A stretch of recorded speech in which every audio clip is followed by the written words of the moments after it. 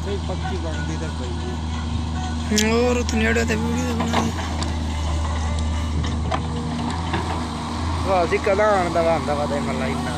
ले लिया ਅਗਲ ਤੇ ਮਾਂ ਦਾ 8000 ਵਿੱਚ ਚਾਰਜ ਵਾ ਹੋ ਸਕਾ ਜੇ ਪਹਿਲੇ ਮਹੀਨੇ ਤੇ ਲਾਏ ਦੇ